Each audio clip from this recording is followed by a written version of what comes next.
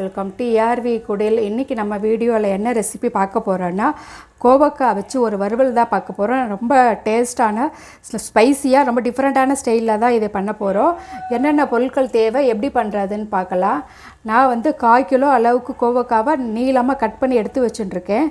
அதுக்கப்புறம் ஒரு 1.5 table spoon அளவு உளுத்தம்பருப்பு, 1 டேபிள் ஸ்பூன் கடலைப்பருப்பு, 1 டீஸ்பூன் சீரகம், 1/2 டீஸ்பூன் மிளகு, 1 டீஸ்பூன் காரப்பொடி, ஒரு 1/4 கப் அளவு தேங்காய், தாளிக்கிறதுக்கு கடுகு, உளுந்து, உப்பு, எண்ணெய், ஒரு பெரிய வெங்காயம் கட் பண்ணி எடுத்து வச்சுட்ருக்கேன். அதுக்கப்புறம் கருவேப்பிலை, பூண்டு.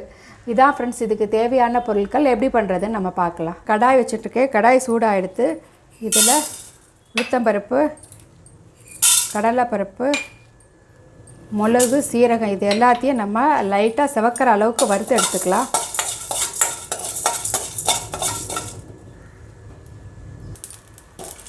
பார்த்தீங்கன்னா நம்ம சேர்த்த எல்லா பொருட்களும் நல்லா செவக்க வறுபட்டுருது.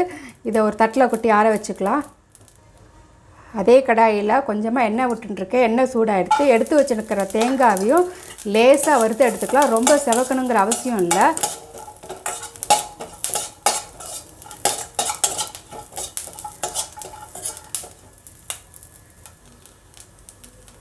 பார்த்திங்கன்னா தேங்காய் இந்த அளவுக்கு வறுபட்டுருது. இப்போ ஸ்டவ் ஆஃப் பண்ணிவிட்டு இதையும் ஆற வச்சுக்கலாம். இன்னொரு கடாயில் எண்ணெய் விட்டுருக்கேன். எண்ணெய் சூடாக எடுத்து நம்ம கடுகு உளுந்து தாளிச்சிக்கலாம். அது கூடவே நம்ம எடுத்து வச்சுட்டுருக்கிற கருவேப்பிலையை சேர்த்துப்போம்.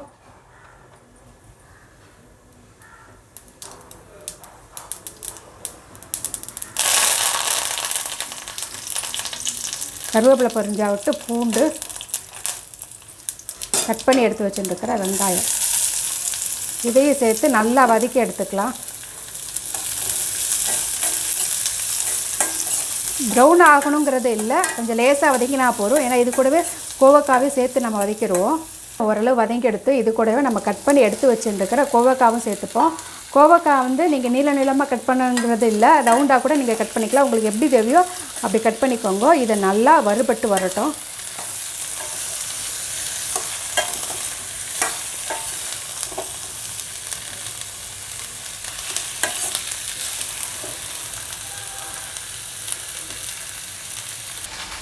இப்போ நம்ம ஒரு மிக்ஸி ஜாரில் வறுத்து வச்சுருக்கிற எல்லா பொருளையும் நம்ம இதில் சேர்த்துட்டோம். இது கூடயே நம்ம எடுத்து வச்சுருக்கிற காரப்பொடியும் சேர்த்துப்போம். இது காரப்பொடியும் தேங்காய் இந்த மசாலா பொருட்களை சேர்த்து அரைக்கும் போது அதோட டேஸ்ட்டே ரொம்பவே நல்லாயிருக்கும். தண்ணி விடாமல் நல்லா கொரகொரப்பாக அரைச்சின்னு வந்துடலாம். பார்த்திங்கன்னா மசாலா பொருட்கள் அத்தனையும் நல்லா இந்த அளவுக்கு கொரகொரப்பாக அரைச்சின்னு வந்தாச்சு.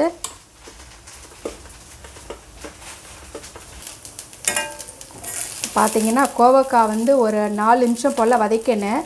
சிம்மில் வச்சு நல்லா இந்த அளவுக்கு ஃப்ரையாக எடுத்து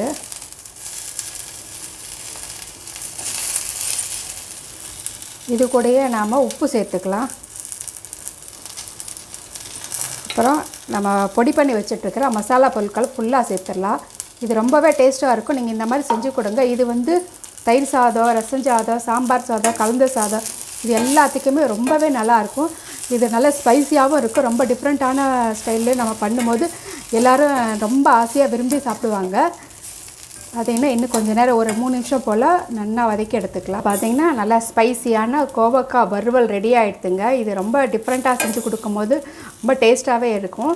இப்போ நம்ம இதை ஒரு பாத்திரத்தில் மாற்றிக்கலாம்.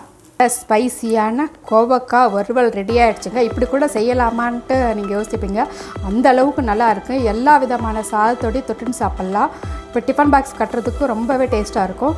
உங்களுக்கு இந்த வீடியோ பிடிச்சிருந்தா மறக்காமல் லைக் பண்ணுங்கள், ஷேர் பண்ணுங்கள், ஃபாலோ பண்ணுங்கள். நம்ம குடிலோடு இணைந்திருங்கள்.